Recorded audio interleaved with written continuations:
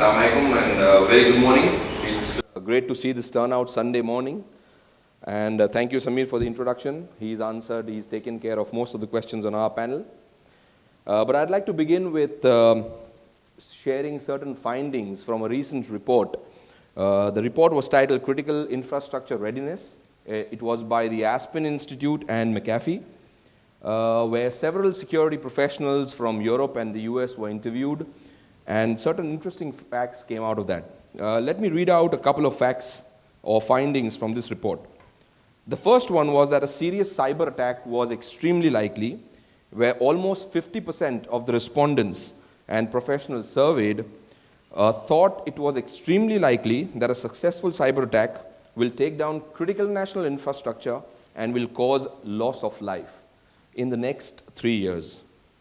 The other interesting finding was that humans still form the weakest link. As Samir aptly put it in his opening remark, professionals felt that user errors from lack of awareness, unofficial online use of services, social media sites at work often ranked as the most likely cause of compromise. Now, one may say that these are more US-centric, European-centric findings. Do these findings hold true for us in the region? How do we protect our critical national infrastructure to make it using smart controls and make a smarter Qatar? To answer these, let's welcome our eminent panelists for today. The first, let me welcome Samir Paskar once again. He heads Cybersecurity Policy for the Ministry of ICT. He successfully developed Qatar's National Information Assurance Policy and Program. He conceptualized the idea, contributed in developing Qatar Business Continuity Guidelines through a unique public-private partnership. He also successfully delivered the QPKI and Qatar's national PKI product. Please welcome Samir Paskar. Our second panelist today is Simon Goldsmith. He is the Director of Cybersecurity BAE Applied Intelligence. He works as a trusted advisor on several programs to accelerate the safe introduction of new technologies such as mobile, industrial automation, and operational intelligence. Please welcome Simon. The third panelist today is almost a veteran in Qatar, Farooq Ahmed. He is the Chief Information and Technology Security Officer at Vodafone Qatar.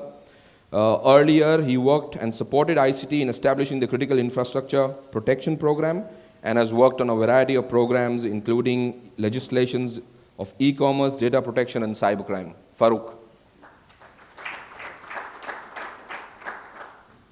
Our last panelist for today, Claudio Cicero. He's the Chief Information Security Officer at Merck Soil Corporation. He has published a number of industry articles. He's a silver member of ISACA and is an active member of ISC Squared, PMI, ASQ, and the Qatar Energy Sector Information Risk Expert Committee. Claudio.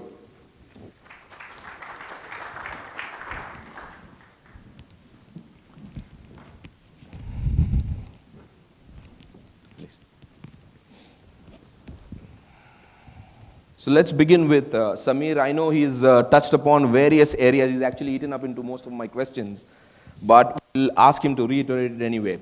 Qatar recently ratified the Qatar National Cybersecurity Strategy. Can you again delve into the details and objectives of the Qatar National Cybersecurity Strategy and also aspects of how MICT plans to implement this to its constituents? Well, like I mentioned, the Qatar National Cybersecurity Strategy was unveiled in May 2014 by His Excellency the Prime Minister.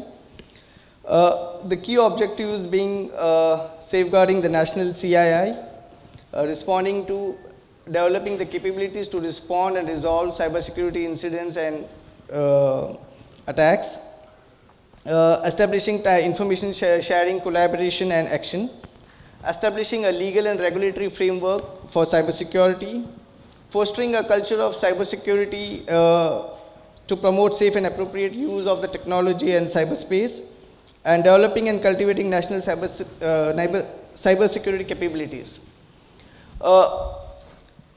What we have done is we have developed a comprehensive program around these lines to kind of ensure that our objectives stated in this strategy are kind of executed and realized.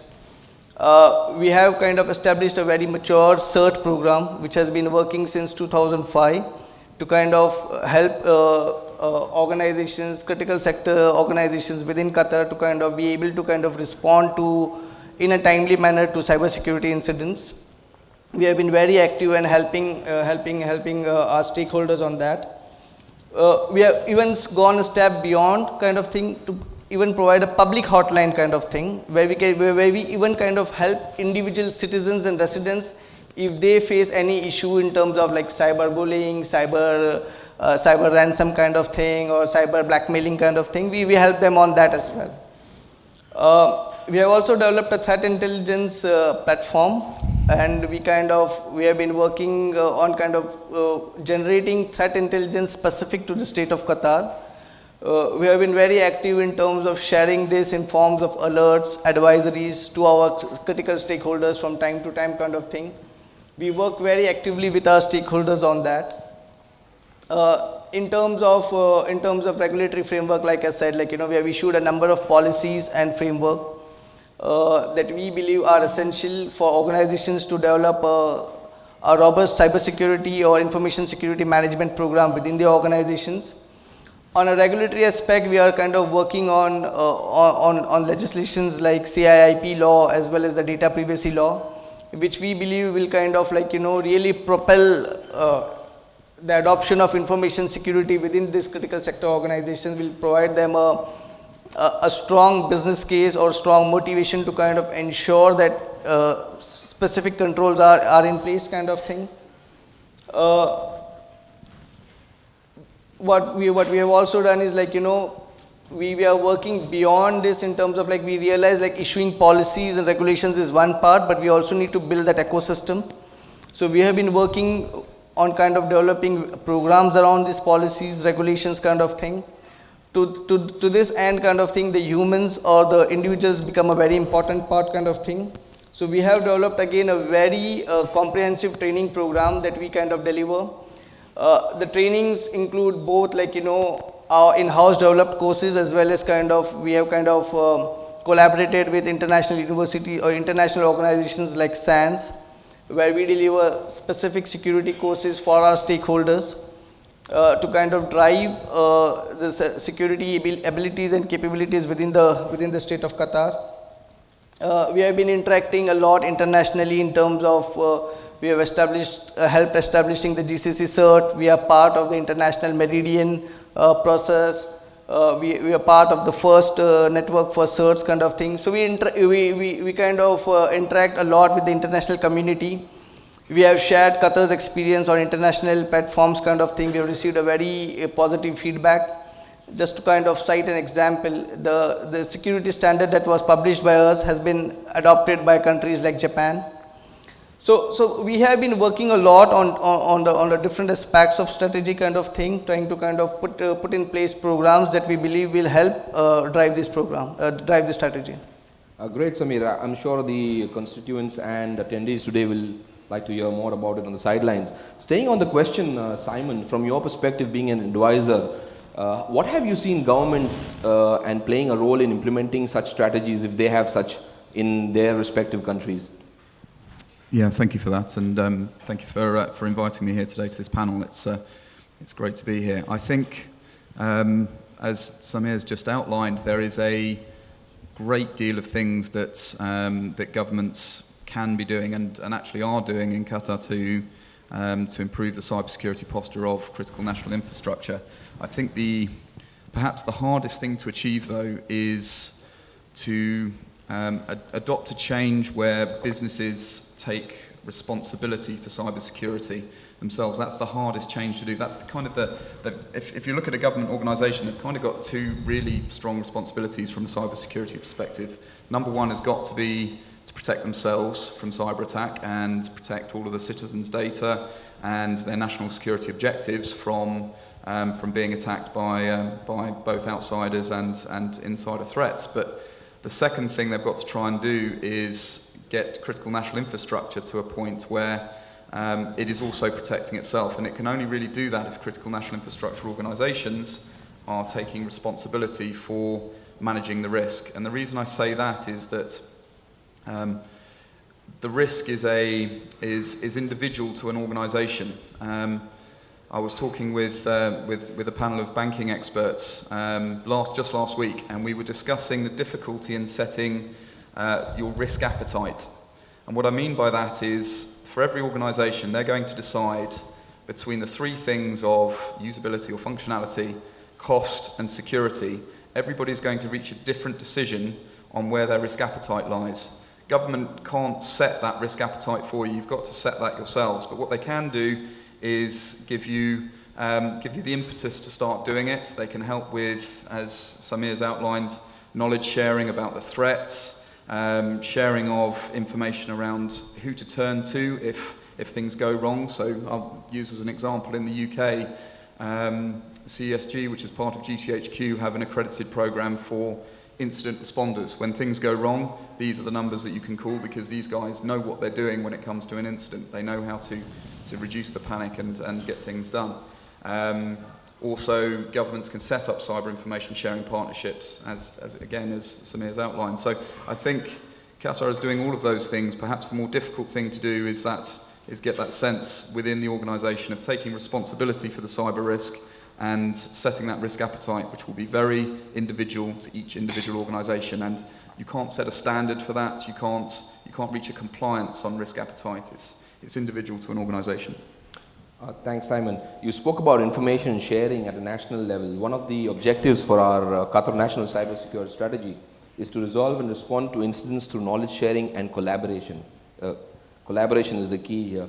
Can you give us your thought on actionable threat intelligence and a perspective of how constituents in Qatar can come together in sharing this threat intelligence? So there's a number of different aspects there, both technical, if you like, and business. So first of all, you need to set the framework where that threat intelligence can be shared in a very constructive way, as you say, in a collaborative way, but in a safe environment where each organisation knows that their privacy will be respected, their confidentiality will be respected, and actually, from a national security perspective, it's all taken care of. So that's kind of the business side of things. From a technical side of things, what you want to avoid with threat intelligence is just adding to the problem that security operations already have of having too much data to manage. And it's a major problem that organisations around the world are facing, is that there's been huge investments in network defences, firewalls, IDS, and then SIEM was brought in to kind of monitor across it. And there's this massive challenge of having to monitor across all of these different types of security technologies that have been bought. And all that's led to is this huge amounts of data and long lists of events for security analysts to go through.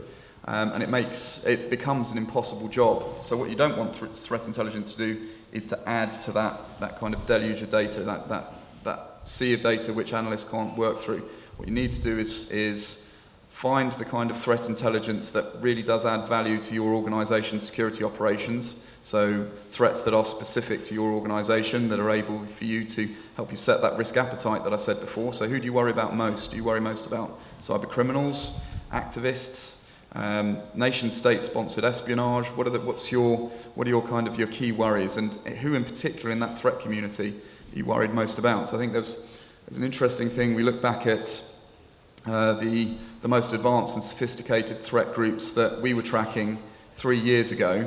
There are about 20 of them worldwide that we were tracking. A year after that, there was 50, and we're now tracking well over 100 of these attack groups. And that's two things are happening there. One, these groups are splintering and becoming harder to track, but also there's just more of them. Cybersecurity is proliferating. As soon as the malware's out there, more and more are adopting it, and it's becoming an industrialized supply chain. You go on the dark web and you can go buy your malware, you can buy your exploits. You can basically outsource your cyber attack. So all of this is kind of adding up to a very complex landscape, and threat intelligence has to help you navigate through that complexity and get to what's most important for your individual organisation, rather than just add to all of the data that's already out there, and all the security data that's quite often security operations, as I say, they're drowning in lists. So it's got to be prioritised, and it's got to be actionable. As the question was a leading question, but I think that's where we ended up. I'm sure, yeah. Simon spoke about deluge of data. from an enterprise perspective, Farouk and Claudio, how would you then use this deluge of data and threat intelligence and convert them to indicators of compromise which are applicable and useful to your organization? Farouk and Claudio. All right, thank you. Let me just quickly start. Thank you, Simon, for that information. So I just want to reiterate the point that Simon's made in terms of the amount of information. If I look at our own organization, at Vodafone, we track all our networks globally. Okay, so we have maybe about 40 different opcos. All the events that take place on all our networks are centrally managed. We get around something like 60 billion events per month. So trying to go through those amount of events is impossible, obviously. What you've got to do is have that good intelligence and analytics to reduce that down to something actionable. We end up with something like, on average, about 100 different events that need active investigation. And especially when you're dealing with a global company, what we do is that's sent out to each region, all the actionable items. So for example, if something abnormal is detected on some part of our network, whether that be the mobile network, maybe that's on part of the fixed network or part of our corporate network, any of those areas, they'll come back to the same region and they will actually do the investigations and then dig deeper. Because the important thing is to understand what the anomalies are. Those anomalies are from lots of different sources. And I mean, you'll see something I say again and again, it's all about simplification. Make sure you simplify your network so you actually, and your assets, so you know exactly where your crown jewels are, so you can action that information. Once you've got the events that you need, then basically it's a matter of investigating and see what the counter is. So there's bound to be there's always a lot of security functionality available in the market, so there's no lack of security functionality. For any threat, you'll find something you can do about it. Some things require a bit more intelligence and basically working with other partners to see what the best process is. But today, these days, at least the vendors are very good in providing patches quickly, which is really good. If you have a good IDPS system as well, you can do virtual patching and things like that, which will give you some time till the vendors have responded. So that's roughly how we handle it. We basically handle it globally, then basically funnel it into small areas of actionable data. Claudio? Okay, I believe my microphone is working now, so I'll go ahead and take it from a different perspective. We talked about the technologies involved in providing that information for actionable intelligence, which primarily are coming from the different security systems like firewall, antivirus, data loss prevention systems, etc. But also taking into consideration the aspects of other threat intelligence, higher level threat intelligence. Simon mentioned about the information relating to different threat groups. Along with that, you need to find out what they're actually doing, and this is where that tracking comes into play. There's multiple different intelligence services out there that provide the service to you. Finding the right vendor, finding the right capability that makes it usable for your environment is key. And you may not be able to do that up front with the first vendor you try. You may have to try multiple vendors and learn from each instance. One of the areas that is kind of interesting to me is the number of domain names that are being registered by these different threat actors relating to domains that are similar in name to your company's domain name. Maersk Oil goes through this nearly on a weekly basis, where we have to then obtain information from various registrars as well as from different threat intelligence sources, and then pursue these registrations legally through the registrar or through arbitration organizations. And we're trying to get this, and this is how it makes it actionable. Once you find this information, you want to cut them off before they can actually utilize that domain or whatever they've done to actually affect your organization, whether they try to affect you directly or through your supply chain. There's been multiple instances where our supply chain was attempted to be penetrated by pretending to be us with our vendors, and luckily that was caught. in the past, and it may not in the future. I mean, there may be an incident that generates from that. So this is how you take that information and you generate something actionable from it. Additionally, you have the various things about the KPIs and key risk indicators as well. And one of the things that's not very well utilized within our industry are what we call key exception indicators. Not everything that we have in our environment can be measured with a key risk or a key performance indicator. It may be something that you can measure through an exception indicator. So we talk about, for example, a user is responsible for securing their laptop with confidential information. And how do you measure that they're actually doing that? You really can't unless there's an actual incident. So you take that information of a loss of a laptop or a loss of a USB stick for that matter, and then that becomes an exception indicator. And then you start tracking these. You start identifying from the intelligence that you're gathering from these statistics, is there a problem with your employee base? Are they not following your policies? Why are they not following your policies? And start implementing other controls to help compensate for that. That's basically what. Thank you, Claudio. Two different perspectives on threat intelligence and how it can be made actionable from the enterprises. We saw recently in the TV5 Le Monde attack where a compromise on the enterprise network resulted in a disruption of their service delivery.